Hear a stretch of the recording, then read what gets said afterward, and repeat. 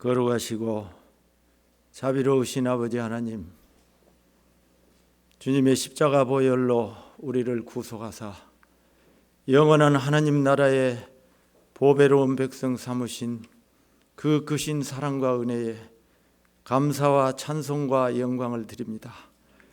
지난 주간도 험악한 세상 속에서 우리를 눈동자와 같이 지켜주시고 오늘도 거룩하고 복된 날 은혜의 보좌 앞으로 인도하여 주심을 감사합니다. 이 시간 신령과 진정으로 드리는 우리 예배를 흠양하여 주시고 믿음 따라 행치 못한 모든 죄를 용서하여 주시며 강하고 담대한 믿음으로 거듭나게 해 주시옵소서. 그리하여 지혜와 계시의 영께서 우리의 속사람을 능력으로 강건케 하옵시고 하나님을 더욱 깊이 알게 하시며 우리 마음의 눈을 밝히사 부르심의 소망이 무엇이며 그 기업의 풍성함과 그 능력의 지극히 크심을 깨달아 날마다 진리 안에서 주님 주시는 은혜의 기회를 붙잡는 복된 성도들이 다 되게 해 주시옵소서. 은혜가 풍성하신 아버지 하나님, 금년도 어느덧 11월 마지막 주일을 맞았습니다. 살같이 빠른 세월의 무상함을 느끼며 이 해도 저물어가는 길목에 서서 지나온 많은 날을 돌아봅니다. 금년에는 세계적으로 우리나라 경제가 어려운 가운데 국가적으로 개인적으로 유난히도 힘들었던 한 해였지만 에베네zer 하나님께서 때를 따라 돕는 은혜로 여기까지 인도하여 주셨으며 우리가 행한 그 어느 것 하나 주님의 손길 안 미친 것이 없음을 고백합니다. 그러나 우리는 주신 은혜에 얼마나 감사하고 살았으며 영원한 하나님 나라를 소유한 백성으로서 고난 앞에 좌절하고 부질없는 욕심에 사로잡힐 때가 얼마나 많았습니까? 우리의 연약함을 도우사 현재의 고난보다 고난의 뒤편에 있는 주님의 주실 축복을 바라보면서 감사함으로 이 해를 잘 마무리하게 해 주시옵소서. 교회의 머리가 되시는 주님, 수많은 순교자의 피해 재단 위에 세우신 우리 한국교회와 지도자들이 세속을 벗어나 영성을 회복하고 세상을 변화시키는 빛과 소금으로서 사명을 다하며 민족 복음화와 세계 선교의 큰 뜻을 이루어 나가게 하옵소서. 이를 위해서 우리 교회가 한국교회의 본이 되고 소망이 되어 오직 하나님 중심, 말씀 중심의 교회, 은혜와 진리가 충만한 교회, 온 역량을 기울여 전도와 선교에 힘쓰며 다음 세대를 준비하는 교회가 되게 해 주시옵소서. 먼저 직분 받은 저희들이 기도에 힘쓰며 자신을 돌아보아 날마다 우리의 다짐을 새롭게 하게 하시며 오는 12월 1일 임직자들은 모든 성도들의 본이 되고 책망할 것이 없는 믿음의 비밀을 가진 자들로 주님의 교회를 충성으로 섬김으로써 우리 교회의 영적 부흥과 성장의 새로운 전기를 마련하게 해 주시옵소서. 이 나라와 이 민족을 사랑하시는 아버지 하나님, 이 나라는 하나님께서 세우신 나라요 6.25 공산 침략으로부터 우리를 지켜주시고 전쟁의 폐해에 의해서 오늘같이 복된 나라를 이루게 하신 것도 오직 하나님의 은혜인 줄 믿고 감사를 드립니다. 그러나 지금 이 나라는 마치 예레미야 시대처럼 사신 우상을 극렬하게 섬기며 공직자들의 부정부패와 날로 흉악한 범죄가 기승을 부리는 등 이 나라가 병들어가고 있습니다. 자비로우신 하나님, 우리를 제물로 삼아 이 민족의 죄악을 사해 주시옵소서. 우리나라가 하나님 앞에 범죄하지 않도록 지켜주시옵소서. 또한 우리에게 지도자의 복을 주시어서 18대 대통령은 참으로 하나님을 두려워하고 국민을 섬기는 강력한 리더십을 가진 지도자를 세우셔서 국가 안보를 더욱 튼튼히 하고 국민 경제를 살리며 공적인 물같이 정의가 하수같이 흐르는 법과 질서가 바로 서는 나라를 세워 세계 속의 선진 한국으로 다시 도약하게 해 주시옵소서. 지금도 사랑의 눈으로 우리를 바라보시고 작은 신음에도 응답하시는 자비하신 하나님, 성도들의 가정마다 간구하는 기도에 선한 길로 응답하여 주시고 직장과 사업에 복내려 주사 형통케 해 주시옵소서. 육신의 병으로 고통받는 많은 지체들이 있습니다. 주님 사랑의 손길로 안수하여 주시고 치료의 광선을 비춰 주시옵시며 수능고사를 마치고 진로를 고민하는 우리 자녀들에게 은혜를 베풀어 주시어서 그들의 적성과 능력에 따라 원하는 대학에 다 지나갈 수 있도록 크신 은혜 베풀어 주시옵소서. 주 앞에 나올 때 우리 마음이 기쁘고 그 말씀 임대어 희망 솟아오릅니다. 오늘도 주님의 말씀을 증거하실 차종률 목사님, 성령 하나님께서 능력의 팔로 붙잡아 주시어서 은혜의 말씀으로 우리의 심령이 변화되고 새로운 소망으로 용서슴치게 하옵소서.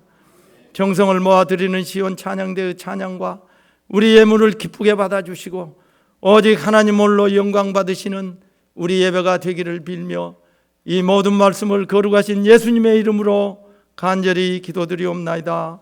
아멘.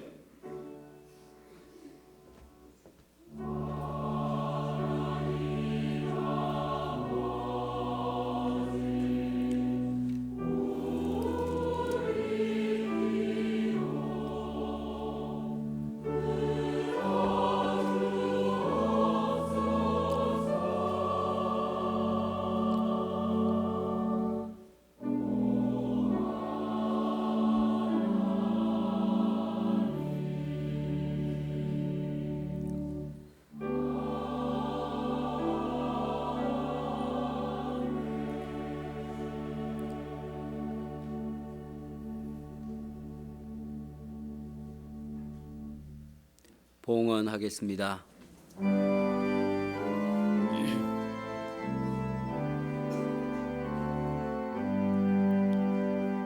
나의 보화 드리니 주여 받아 주셔서 하늘나라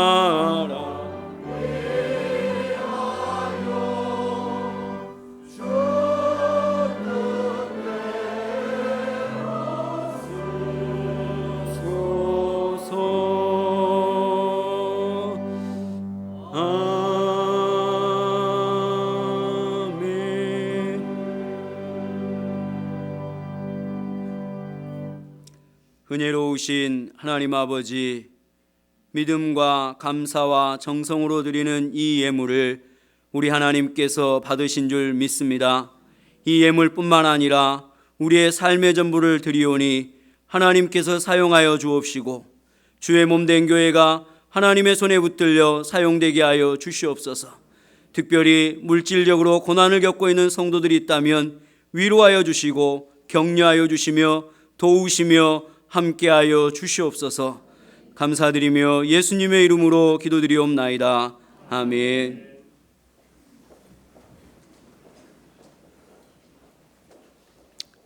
하나님의 말씀은 히브리서 13장 9절부터 15절까지 말씀입니다.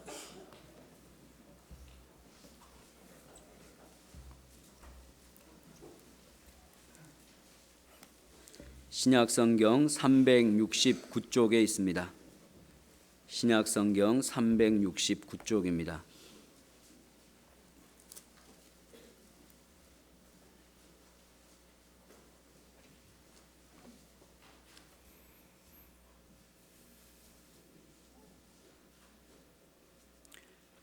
여러 가지 다른 교훈에 끌리지 말라. 마음은 은혜로서 굳게함이 아름답고 음식으로서 할 것이 아니니 음식으로 말미암아 행한 자는 유익을 얻지 못하였느니라. 우리에게 제단이 있는데 장막에서 섬기는 자들은 그 제단에서 먹을 권한이 없나니 이는 죄를 위한 짐승의 피는 대제사장이 가지고 성소에 들어가고 그 육체는 영문 밖에서 불사름이라. 그러므로 예수도 자기 피로써 백성을 거룩하게 하려고 성문 밖에서 고난을 받으셨느니라. 그런즉 우리도 그의 치욕을 짊어지고 영문 밖으로 그에게 나아가자. 우리가 여기에는 영구한 도성이 없으므로 장차 올 것을 찾나니, 그러므로 우리는 예수로 말미암아 항상 찬송의 제사를 하나님께 드리자. 이는 그 이름을 증언하는 입술의 열매니라. 아멘. 시온 찬양대에 찬양 있겠습니다.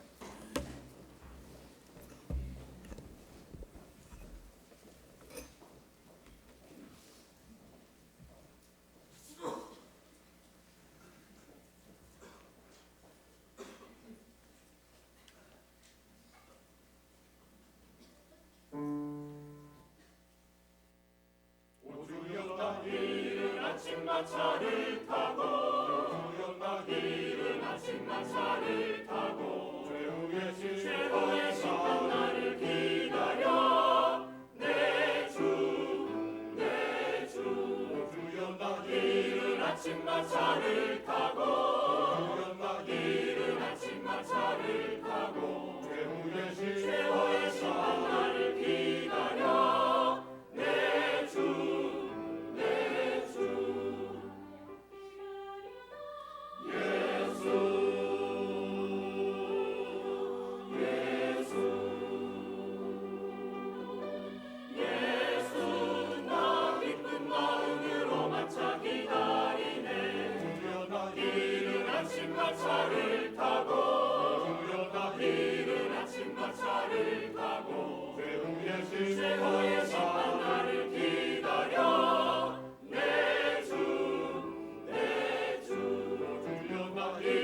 아침마차를 타고 이른 아침마차를 타고 최후의 심판날을 기다려 내주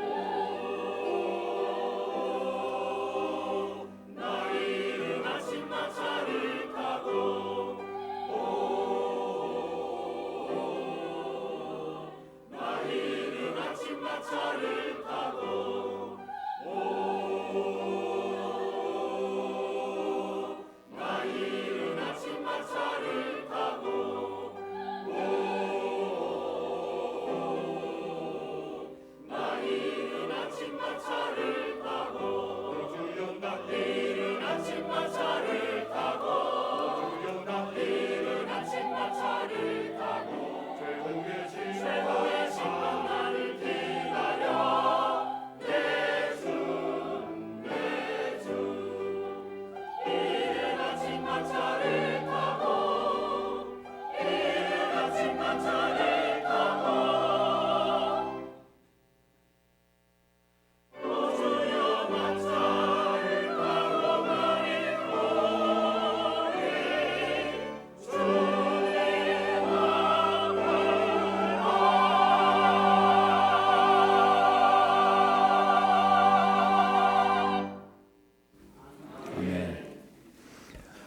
태어나자마자 부모에게 버림받은 한 사람이 있었습니다. 그는 세상에 싫었어요. 초등학교는 가난해서 그만둬야 했고, 사회에 나가서 유흥업소에 선전을 하는 피에로의 일을 하면서 전전하다가 그렇게 모았던 돈도 그 유흥업소 사장에게 다 이제 사기를 당하고 살 의욕이 다 사라져 버렸습니다. 그래서 몸에 휘발유를 뿌리고 자살하려고 했던 그 사람, 결국 그렇게 살다가 감옥에 가게 됩니다. 감옥에서 어느 날 사과나무라고 하는 잡지를 보게 되는데, 그 사람의 눈길을 끄는 이야기가 있었어요. 형편이 어려운 세 남매 이야기가 실려 있는데, 축구 선수가 꾸민 소년에게 두 여동생이 있는데, 막내는 다쳐서 허리가 굽어서 동네 애들에게 좀 곱추라고 하는 놀림을 받고 자랍니다. 동생의 그 등을 가려주기 위해서 책가방을 사고 싶은데 돈이 없어요. 그 사연을 접하고 나서 감옥에 있으면서 자기가 가지고 있는 전 재산 30만 원 중에 10만 원을 그 소년에게 보내줬어요. 그리고 며칠 후에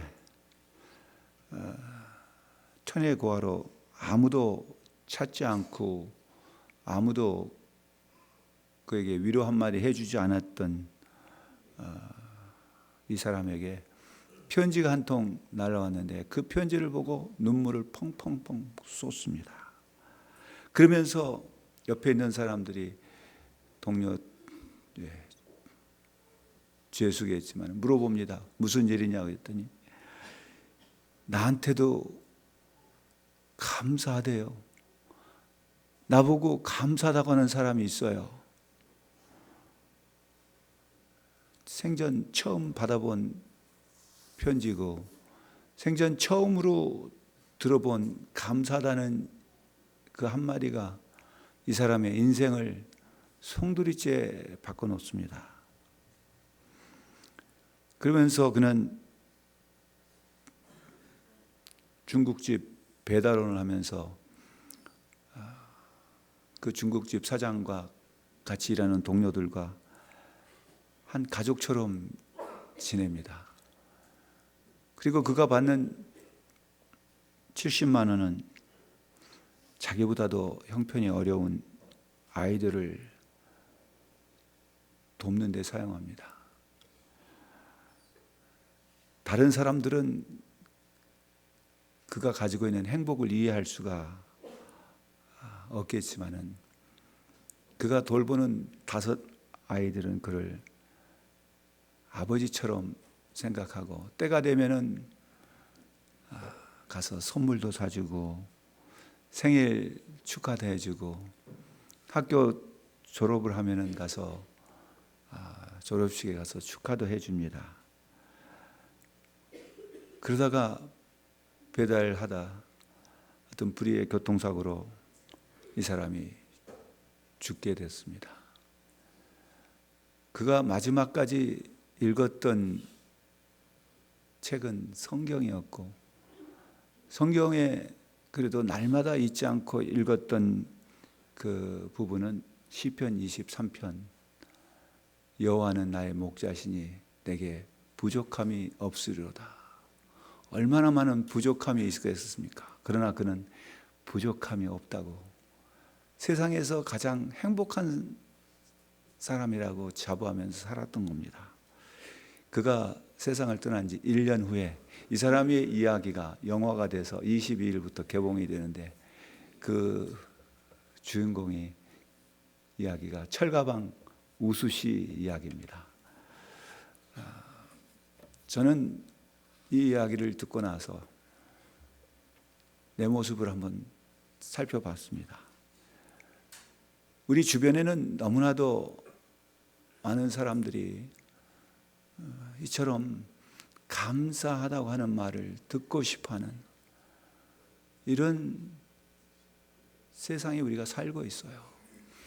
너무나도 많은 사람들이 애타게 기다리는 감사합니다는 말, 어느 누구에게는 흔한 말처럼, 또 누군가에게는 그 한마디가 별 의미가 없이 내뱉는 말을 주시으나, 그 말을 생전 처음 듣는 사람에게는 그의 인생을 바꿔놓을 수 있는 그야말로 엄청난 힘이 되고 위로가 됐던 것이죠. 여러분, 우리의 삶 속에서 어느 누구에게 힘을 주고 용기를 줄 수 있다고 하는 것, 그 사람의 위로가 되고 그 사람이 소망을 가진다는 것은 얼마나 아름다운 일이겠습니까? 우리가 그리스도인이라고 했을 때 그 그리스도인의 삶은 나 혼자서의 삶이 아니라 내가 받은 그 은혜와 내가 받은 그 사랑을 다른 사람에게 전하는 것이죠. 우리 새순교회는 그런 교회가 되기를 바라고, 우리 새순교회 성도들은 정말 제2의 우수시의 이야기처럼 우리의 이야기가 잔잔하게 한국 사회를 변화시키고 퍼져가는 그런 아름다운 메아리로 퍼져가기를 간절히 소망합니다. 그래서 이번에 우리 청년들이 노숙자들을 위해서 자기들이 받은 은혜와 사랑에 감격하여 감사하여 그들을 섬기기를 원합니다. 그의 이야기가 제2의 우수시의 이야기가 될 수 있도록 우리 함께 동참하기를 바라요. 그래서 여러분, 주보 안에 있는 헌금 봉투가 있습니다. 여러분들의 작은 감사의 마음을 담아서 그들에게 전달됐을 때 그들의 삶이 정말 그들이 변화해서 또 다른 우수시의 이야기가 나올 수 있기를 바라면서 여러분 함께 동참할 수 있기를 바라요. 내가 가진 거, 내가 받은 거 정말 얼마나 큰가. 나의 감사하는 마음, 그 마음이 전달됐을 때 다른 사람에게는 그게 큰 사랑이 되고 그 사람의 인생을 송두리째 바꿔놓을 수 있는 엄청난 큰 힘을 발휘한다는 사실을 기억하시기를 바랍니다. 우리가 어떤 물건이나 어떤 사람을 말할 때 혹은 어떤 학교나 혹은 어떤 물품을 얘기할 때도 인류, 이류, 삼류, 과거에는 영화관도 인류극장, 이류극장, 삼류극장 그런 게 붙었어요. 또 그런가 하면 음식점도 고급 음식점, 무슨 고급 그럼 옷도 중저가 이런 품질에 따라서 가격표가 붙여질 때 그걸 상중하 혹은 1, 2, 3 혹은 저급, 중급, 상급 이런 식으로도 붙여지는데 우리의 삶 또한 마찬가지예요. 우리의 인격을 말할 때도 그 사람의 인격이 어떤 품질을 갖고 있을까? 우수시의 이야기는 사회적으로 볼 때 그 사람은 아무도 그 사람의 인격이나 그 사람의 어떤 품질적으로 말한다면은 인정받지 못하는 그런 삶을 살았던 사람 같아요. 그러나 그의 이야기는 그 누구도 정말 흉내내기 어려운 그런 아름다운 품성을, 품격을, 인격을 우리에게 가르쳐 주고 있습니다. 그 때문에 고든 맥다놀이라고 하는 사람은 하나님이 축복하는 삶에서 그리스도인들의 품격을 결정하는 요인은 그가 지니고 있는 영성에 달려있다고 그랬어요. 여러분, 영성이라고 하는 말은 우리가 많이 듣기도 하지만은 쉽게 표현하기가 어려운 단어예요. 영성이 무엇을 가리켜서 영성이라고 그럴까? 자칫 잘못함 이해할 때 어떤 성령의 은사적인 측면에서 내가 무엇을 말한다든가 혹은 나에게 어떤 하나님께서 주신 은혜로 내가 기도하면은 어떤 역사가 일어난다. 그런 걸 가르쳐서 영성이라는 표현도 할 수 있으나 그보다는 우리가 이 영성은 내가 세상에 살고 있지만은 세상에 동화되지 않고 내가 처한 환경을 초월하여 예수님의 말씀을 가지고 사는 삶. 좀 더 쉽게 말한다면은 예수님처럼 생각하면서 사는 삶을 가르쳐서 영성이라고 얘기할 수가 있고요. 이걸 좀 더 축소해서 얘기한다면은 섬김과 나눔의 삶, 이거를 또 다른 말로 표현한다면은 감사. 바로 감사가 얼만큼 있느냐에 따라서 그 사람의 영성을 이야기할 수가 있는 것이고, 또한 그 사람이 얼마만큼 말로만 감사하는 것이 아니라 섬기면서 나누면서 감사하느냐, 그것이 바로 그리스도께서 우리에게 보여주신 가장 아름다운 삶의 모습인 것을 우리는 알아야 할 것입니다. 예수님의 생애를 보더라도 그의 삶 속에서 항상 떠나지 않았던 것이 감사였어요. 예수님은 기적을 행하실 때에도 먼저 하나님 아버지께 감사의 기도를 했고, 또한 최후의 만찬을 제자들과 함께 하실 때에도 하나님께 감사하는 것을 결코 잊지 않으셨습니다. 사도 바울은 우리에게 감사를 가르치면서 데살로니가전서 5장 18절에서는 그 감사가 하나님의 뜻이라고 우리에게 가르쳐 주고 있어요. 여러분, 우리가 감사해야 하는 이유가 어디에 있을까? 여러분, 감사하는 사람은 성숙한 인격을 가지고 있다고 말할 수가 있습니다. 한 사람의 성숙한 그 인격의 성숙도는 그가 얼마나 많은 감사를 하고 사느냐로 측정해 볼 수가 있다는 거죠. 그 때문에 바울은 로마의 그 옥중에서도 마음속 깊은 곳에서부터 울려 퍼지는 감사를 결코 잊지 않았습니다. 그의 감사는 환경을 뛰어넘는 감사였어요. 그의 상황은 그야말로 감사가 아닌 불평과 원망, 그리고 한탄의 그러한 시간들 속에서도 그는 결코 왜 내가 이런 어려움 속에 내가 많은 사람들로부터 버림받은 외로운 모습이 되고 이런 초라한 모습으로 사느냐고 자신의 모습을 비관한 적이 한 번도 없어요. 오히려 바울은 그런 상황에서도 골로새 교회에 편지하면서 우리가 너희를 위하여 기도할 때마다 하나님 곧 우리 주 예수 그리스도의 아버지께 감사하노라 그랬어요. 자신의 처한 상황은 지금 로마의 옥중이에요. 지금의 감옥하고 로마 시대의 감옥하고는 비교할 수 없는 열악한 상황이겠죠. 인격이라고 하는, 인권이라는 것은 도무지 찾아볼 수 없는 그 로마 시대에 바울은 오히려 그런 상황에서도 감사를 잊지 않았습니다. 골로새 2장 6절에서는 그러므로 너희가 그리스도 예수를 주로 받았으니 그 안에서 행하되 그 안에 뿌리를 박으며 세움을 받아 교훈을 받은 대로 믿음의 굳건히 있어서 감사함을 넘치게 하라 그랬어. 감사함을 넘치게 하라는 말씀을 우리에게 또한 가르쳐 주고 있습니다. 신학자들은 이 무렵 바울의 나이를 60이 넘은 것으로 보고 있어요. 여러분, 그 나이가 됐으면 얼마나 힘들었겠습니까?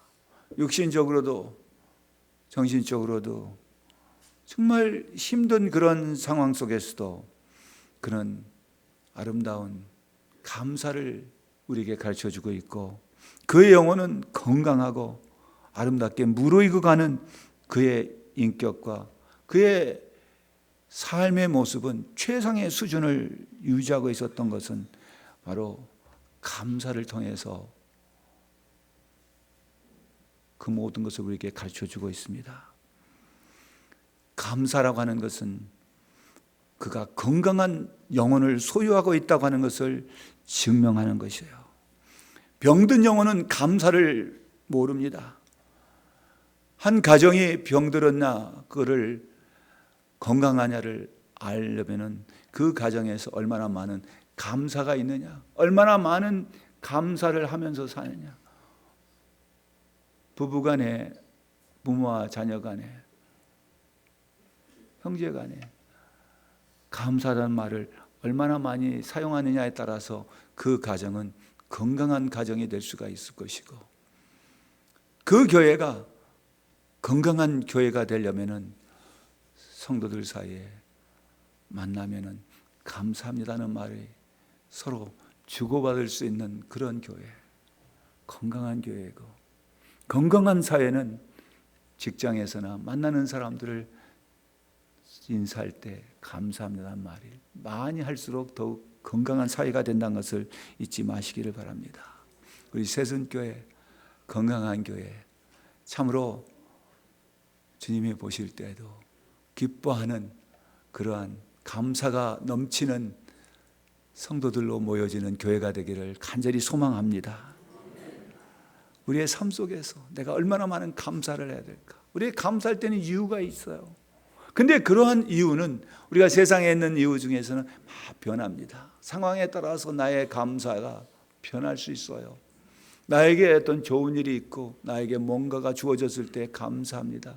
그러나 고난이 따르고 나에게 어려움이 따르고 나에게 힘든 일이 따를 때는 감사보다는 불평하게 돼요. 그러나 변함없이 감사해야 할 이유가 무엇일까? 오늘 본문을 통해서 우리는 지난주에 한 가지를 말씀을 드렸어요. 예수 그리스도 인하여 변함없는 감사를 드려야 한다는데 오늘 남은 시간 동안 저는 세 가지를 더 말씀을 드리려고 그래요. 오늘의 세 가지 중에 첫 번째는 구원입니다. 우리의 구원으로 인하여 우리가 감사해야 됩니다. 그 구원은 변함이 없어요. 상황에 따라서 이 구원이 취소되거나 축소되거나 더 확대되는 것이 아니라 우리에게 주어진 그 구원은 변함이 없는 구원이에요. 이사야 55장 1절에 오라 모든 목마른 자들아 물로 나오라 돈 없는 자들아 너희는 와서 사 먹되 돈 없이 값 없이 포도주와 젖을 사라. 여러분, 구원에는 내가 뭔가를 행했기 때문에 나에게 주어진 것이 아니에요. 그렇기 때문에 이것을 우리는 가격이라고 하면 프라이스, 가치가 얼마나 될까? 내가 무엇을 했기 때문에 나에게 주어지는 대가로서의 구원이 아니라는 거죠. 그 때문에 에베소 2장 8절로 9절에는 너희는 그 은혜에 의하여 믿음으로 말미암아 구원을 받았으니 이것이 너희에게서 난 것이 아니요 하나님의 선물이라. 행위에서 난 것이 아니니 누구든지 자랑하지 못하게 하려는 거예요. 은혜라는 말을 바울은 우리에게 가르쳐 줍니다. 그 가격이라면 프라이스, 어떤 물건의 가격표를 붙여놓는다 할 때, 구원이라고 하는데 어떤 가격표가 붙여져 있나 할 때 그 가격표에는 은혜라고 하는 것이 붙여져 있다는 거죠. 여러분, 그 때문에 구원은 우리에게 하나님께서 은혜로 주신 선물인 겁니다. 그 때문에 우리는 감사해야 되는 거죠. 그 은혜라는 grace, 그 말이 곧 감사요. 스페니쉬로 gracia, 감사라는 거예요. 그 은혜가 그 감사라는 말입니다. 내가 당신으로부터 은혜를 받았습니다. 그것이 곧 감사입니다. 나에게 은혜를 베풀어 주셨습니다. 그 말이 곧 영어의 grace, 은혜예요. 스페니스는 gracia. 여러분, 하나님께서 우리에게 주신 은혜, 구원을 우리에게 주셨기 때문에 우리는 변함없는 감사를 할 수가 있는 겁니다. 그런데 이 감사는, 이 은혜는 나는 어떤 대가도 지불하지 않았지만은 하나님께서는 나에게 은혜를 베푸실 때 엄청난 고통을 당하셨다고 하는 거예요. 이루 말할 수 없는 고통, 페인이 거기에 있다고 하는 거죠. 여러분, 영어로 고통을 페인이라고 그러는데 사람이 고통을 당하면은 고난이 따르면 페인이 됩니다. 고통을 당한 영어로 페인, 우리말 뭐냐면 그냥 페인처럼 되어버려요. 주님께서는 우리를 구원하시기 위해서 그 고통을 당하면서 페인이 되셨어요. 십자가에서 버림받은 사람이 되셔버릴 거예요. 내가 당해야 할 그 고난 대신에, 내가 당해야 할 그 고통, 페인 대신에 주님은 십자가에서 그 고난을 당하시면서 버림을 받으셨다는 거죠. 이사야서 53장 4절로 5절에는 그는 실로 우리의 질고를 지고 우리의 슬픔을 당하였거늘 우리는 생각하기를 그는 징벌을 받아 하나님께 맞으며 고난을 당한다 하였노라. 그가 찔림은 우리의 허물 때문이요 그가 상함은 우리의 죄악 때문이라. 그가 징계를 받음으로 우리가 평화를 누리고 그가 채찍에 맞음으로 우리가 나음을 받았도다.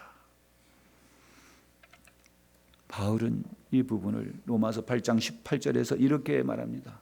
생각하건대 현재의 고난은 장차 우리에게 나타날 영광과 좋게 비교할 수 없도다.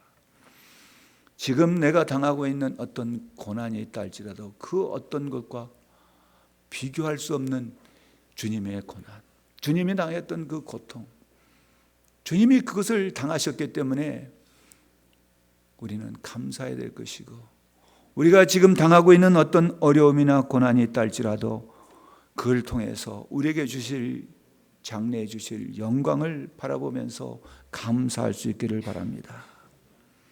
그리고 왜 이런 고난을 당하셨을까? 왜 이런 고통을 당하면서 우리에게 구원을 주셨을까? 그 목적이 무엇일까요? 그 이유가 무엇일까요? 나를 구원하신 그 구원의 목적이 무엇인가를 바울은 우리를 의롭게 하시고 의롭게 하신 우리를 영화롭게 하신다고 로마서 8장 29절로 30절에 말씀하고 있습니다.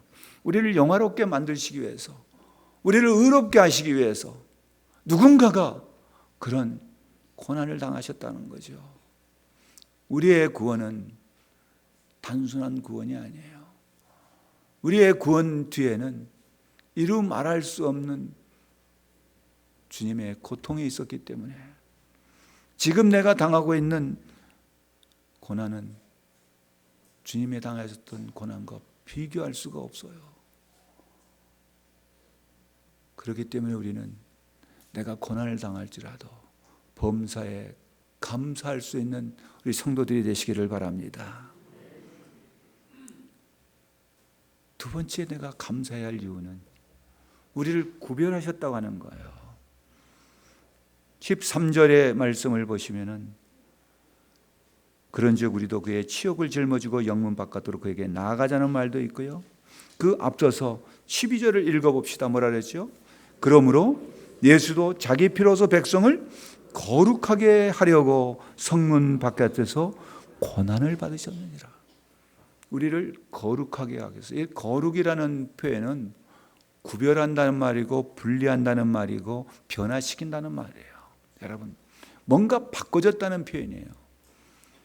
이거를 거룩이라는 말을 홀리라는 말로 되지만은 이것을 어떻게 표현할 수 있냐면 분리시켰다, separation이라는 거예요. 나를 세상과 나를 죄와 분리를 시켰단 말이에요. 그렇기 때문에 나의 전의 모습과 지금의 모습이 바꿔졌다고 하는 거예요. 근데 그 바꿔진 것이 어떻게 바꿔져야 되냐면 주님을 따라가는, 지금까지 내가 따라갔던 것, 내가 추구했던 내 삶의 가치관이 바꿔졌다는 거예요. 내가 지금까지 찾아왔던 그런 어떤 인생의 목적이, 내가 그토록 원했던 내 삶의 어떤 가치가 예수를 믿고 나서 바꿔졌다. 그걸 영어로는 change고 그걸 갖다가 separation이라 분리가 됐다는 얘기예요. 그래서 마태복음 16장 24절에서는 예수께서 제자들에게 이르시되 누구든지 나를 따라오려거든 자기를 부인하고 자기 십자가를 지고 나를 따를 것이다. 지금까지 나를 부인하지 않았어. 지금까지는 나를 높이려고 그랬어. 지금까지는 나의 영광을 추구했어. 내가 무언가를 나를 높이고 싶은 일을, 누군가가 나를 알아주고 싶어, 유명해지고 싶어. 그랬던 사람이 주님을 만나고 나서, 그가 그리스도인이 되고 나서는 이제 내 모습은 어디로 가버리고 오직 주님만 나타나게, 나의 영광이 아니라 주님께 영광을 돌리길 바라고, 그런 모습이 바로 십자가를 지고 따라가는 거예요. 그 사람의 모습은 변화가 됐다는 거예요. 다른 말로 보면은 저 사람을 봤더니 뭔가 이전의 모습과 이후의 모습이 달라. 저 사람 왜 저렇게 바꿔졌을까? 뭔가 바꿔졌는데 뭔가 달라. 말하는 것 바꿔졌고 그 사람이 사는 모습도 달라지고 뭔가 달라. 왜 그럴까? 저 뭘까? 알고 보니까 이 사람이 예수를 믿는다. 그래서 그 사람들을 가리켜서 안디옥이라는 도시에서는 그런 사람들의 별명을 붙였는데 그게 그리스도인이라, 크리스천이라는 별명을 붙여줬어요. 우리에게 붙어있는 별명은 바로 그리스도인이에요. 다르다는 겁니다. 구별됐다는 얘기예요. 변화됐다는 얘기예요. 내 삶이 뭔가 바꿔졌다는 얘기예요. 그럼 뭐가 바꿔져야 될까요? 우리가 바꿔져야 할 것이, 오늘 주보에도 요약이 나와 있는데요. 보시면은 첫째는 내 사고방식이 바꿔져야 돼요. 지금까지 내가 살아왔던 사고방식이 아니에요. 옛날 사고방식이 아니에요. 옛날의 가치관이 아니에요. 누군가에게 내가 가진 것을 나누기를 바라고, 누군가에게 내가 소유한 걸 조금이라도 주고 싶어하는, 전에는 자꾸만 받고만 싶어 했다면 이제는 내가 뭔가 주고 싶어하는 우수씨가 되는 거예요. 전 재산 30만 원 중에 10만 원을 기부하는 그런 아름다운 모습. 근데 그것은 끝난 게 아니라 돌아올 때 엄청난, 그보다도 몇십 배 큰 그의 인생을 바꿔놓는 감사로 돌아왔을 때, 여러분, 그 돈으로 계산할 수 없잖아요. 가치관이 바꿔지는 겁니다. 그리고 그 사람은 언어가 바꿔져요. 여러분, 우리가 말에는 우리가 이게 음성으로 내서 하는 말이 있고 행동으로 하는 말이 있어요. 그리고 우리의 말에는 크게는 둘로 나눠볼 수가 있습니다. 하나의 말은 사람을 죽이는 말이 있고 하나의 말은 사람을 살리는 말이 있어요.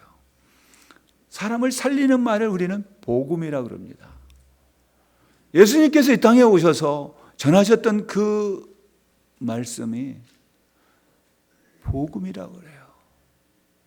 예수님은 두루 다니면서 천국 복음을 전파하셨을 때 그 말씀은 듣고 죽어가던 사람들이 다시 살아나는 역사들이, 살리는 말이었습니다.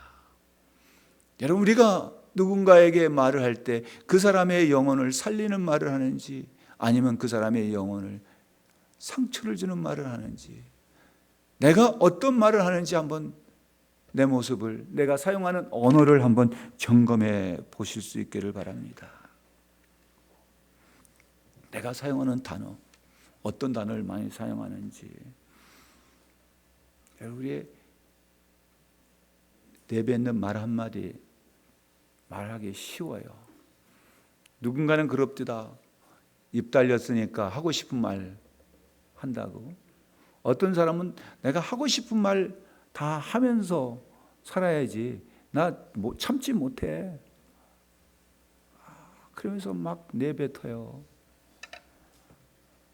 여러분, 영성이라고 하는 것은 내가 무슨 말을 하느냐에 따라서 그 영성의 질을 이야기할 수가 있어요. 여러분, 감사합니다. 사랑합니다. 존경합니다. 군대 영어로 시정하겠습니다. 여러분, 내 삶 속에서 내가 어떤 말을 많이 쓰는가. 바라기는 우리의 언어 생활도 바꿔주기를 바랍니다. 뿐만 아니라 우리의 태도도 바꿔. 어떤 사람은 뭐가 있을 때 한번 해보자. 이거 안 돼. 이거 이런 것 때문에 안 되는데요가 아니에요. 이러게 힘든데 이거 하려면 돈이 없어서 안 돼. 이거 하려면 뭐가 없어서 안 돼. 안 되는 이유만 이야기하는 사람도 있어요. 뭐 하자 그러면은 안 되는 이유를 갖다가 쫙 나열합니다. 이러이러한 이유 때문에 못 합니다. 안 됩니다. 그럼 뭐 하자는 거예요? 여러분, 믿음은 안 되는 것이 아니라 믿음은 되는 거예요. 여러분, 믿음은 된다고 하는 믿음을 갖고 하는 것이지 안 된다고 하는 불신앙입니다. 우리의 삶 속에서 우리의 태도가 바뀌어져야 돼요. 누군가에게 안 된다고 하는 뭐든 될 거예요. 잘 될 거예요. 용기를 줄 수 있는 그런 우리의 모습이 바꿔져야 된다는 얘기입니다. 뿐만 아니라 우리의 감정이나 정서가 바꿔져야 돼요. 같은 고생을 해도 어떤 사람은 참을만 하지. 그렇게 얘기하는 사람이 있는가 하면은 어떤 사람은 잘 먹고 나서 뭐라고 그래요? 속된 말로 배 터져 죽겠다. 그 잘 먹고 나가지고서 왜 죽는다는 얘기를 하는지 몰라. 그죠? 그 밥 먹기 전에는 배고플 때 뭐라 그래요? 배고파 죽겠다 그랬어? 그럼 밥 먹고 났으니까 이제는 배불러 살겠다 얘기하는데 뭐라 그래요? 이제는 이거 배불러 죽겠네. 빨리 죽어야지. 그런 사람 죽는다는 얘기만 해. 그래서 정작 죽으라고 하면 생각해 보세요. 우리의 모습 속에 어떻게 바꿔져야 되는가? 여러분, 우리는 하나님의 형상으로 이 천하 어떤 것보다 가장 귀한 가치를 우리에게 부여하셨기 때문에 예수님께서 자기의 목숨을 바쳐서 우리를 구원하셨습니다. 예수님 우리를 위해서 죽으셨어요. 우리가 얼마나 귀합니까? 한 사람의 영혼이 천하보다 귀해요. 그렇기 때문에 교회는, 우리 성도들은 내가 가지고 있는 그 어떤 것을 지불해서도 그 사람을 구할 수만 있으면 아낌없이 그다 퍼부숴야 된다는 거예요. 그 사람의 한 사람을 구할 수만 있다면, 그 한 사람의 영혼을 우리가 구원할 수만 있다면 돈의 액수가 문제가 아닙니다. 우리의 생각이 바꿔, 가치관이 바꿔져야 돼요. 교회가 한 사람의 영혼을 구하기 위해서 1,000만 원, 1억, 10억, 100억, 1,000억을 갖다 쏟아붓는데 그 사람을 어떻게 구원할 수가 있겠습니까? 한 사람의 영혼을 구원하는 게 위해서 하나님께서는 자기의 독생자 예수 그리스도를 죽게까지 내주셨는데 나는 무엇을 내놓는가? 나의 무엇을 내놓는가 말이에요.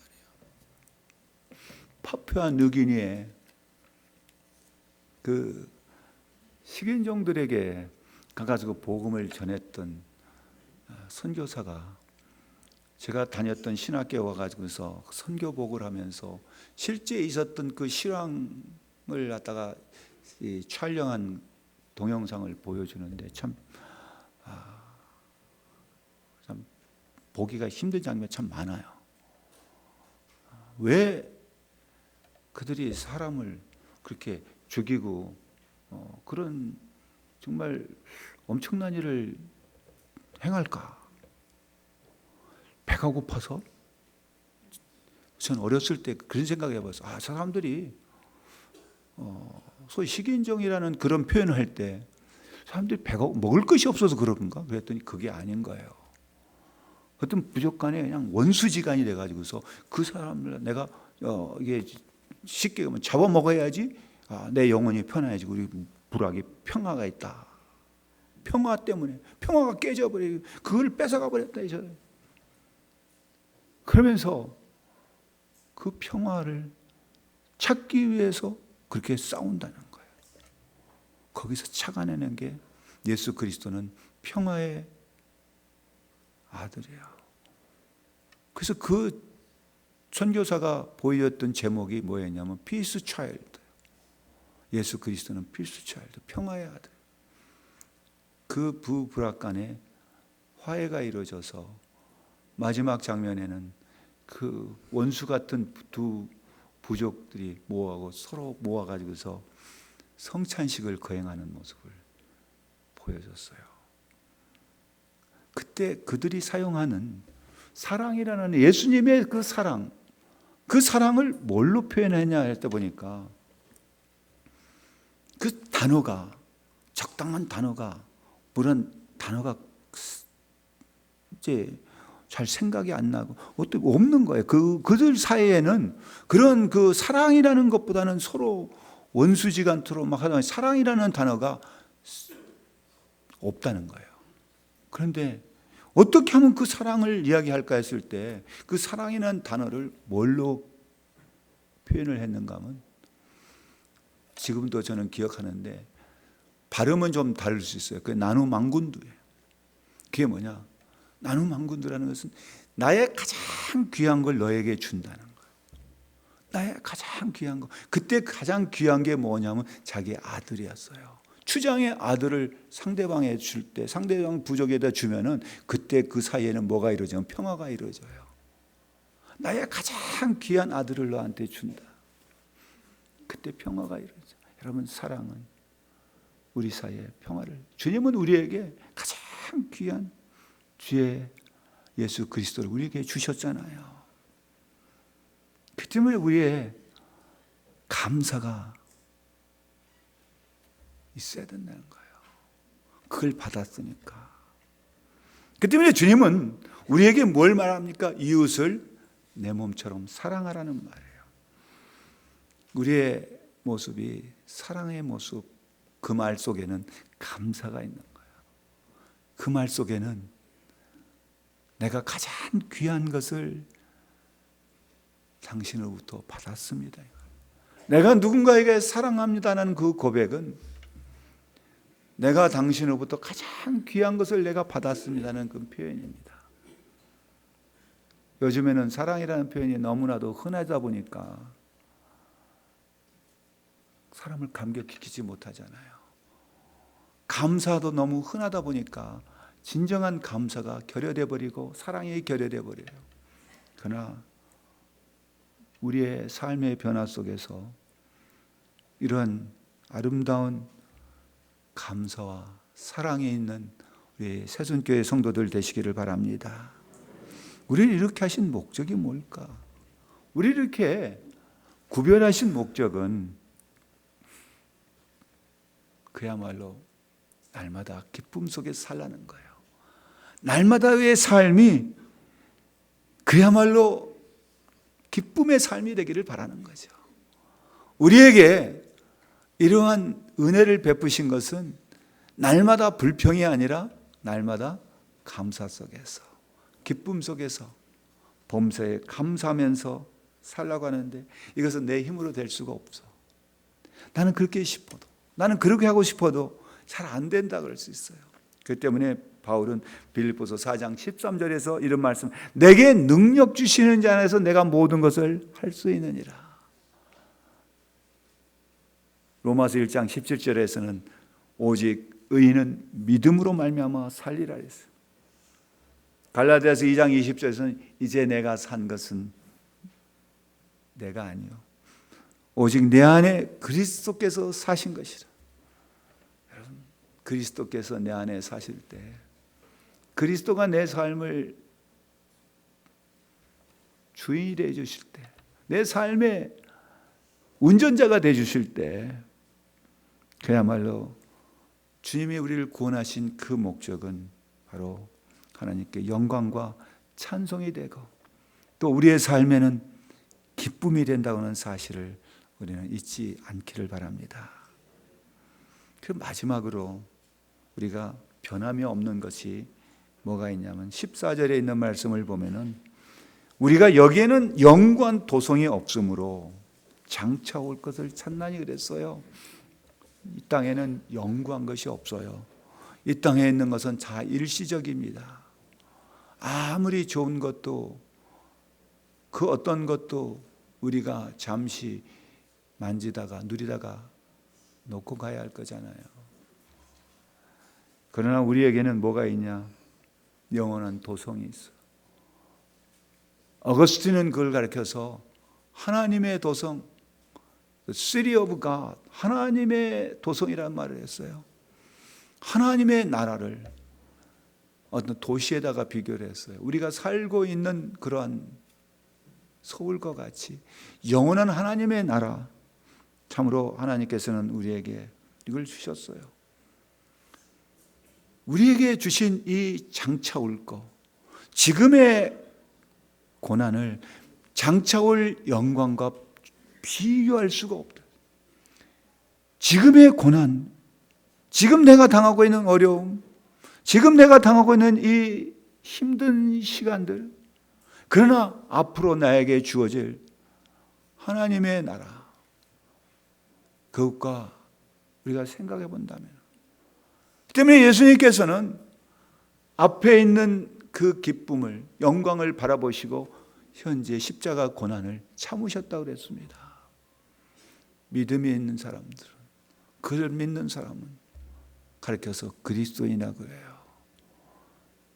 주님이 바라보셨던 그 영광스러운 기쁨의 시간들을 우리는 기다리고 있고, 또한 우리 삶 속에서 이루어지고 있다는 사실을 기억하시기를 바랍니다. 그래서 우리가 해야 할 일이 무엇일까를 이 히브리서 저자 15절에서는 이런 말씀을 하죠. 한번 같이 읽어볼까요? 15절. 그러므로 우리는 예수로 말미암아 항상 찬송의 제사를 하나님께 드리자. 이는 그 이름을 증언하는 입술의 열매니라. 항상 뭐 하자고요? 찬송의 제사를 하나님께. 이거 다른 말로 표현하면은 감사해요. 감사를 하나님께. 하나님께 감사는 우리 새순교회. 우리 새순교회 성도들은 어디를 가든지 이제부터는 새순교회 성도들의 입에서는 감사단 말이 떠나지 않는다. 여러분 오늘 만나는 분들에게 우리 감사단 말을 꼭 할 수 있기를 바라요. 감사합니다. 우리 한번 연습 한번 할까요? 옆에 있는 분들하고 감사합니다. 감사합니다. 감사합니다. 오늘 옆에 있는 분 알고 나가시다가 탁 눈이 마주치면은 뭐 해야 돼요? 감사합니다. 감사합니다. 그 말이 제2의 우수씨를 만들어내는 이야기가 될 수 있습니다. 여러분 말 한마디, 여러분의 감사가 참으로 아름다운 메아리가 돼서 이 사회를 밝게 만드는 우리 새순교회 성도들 되시기를 주님의 이름으로 축원합니다. 제가 감사합니다. 기도하겠습니다. 하나님 아버지, 진정으로 감사합니다.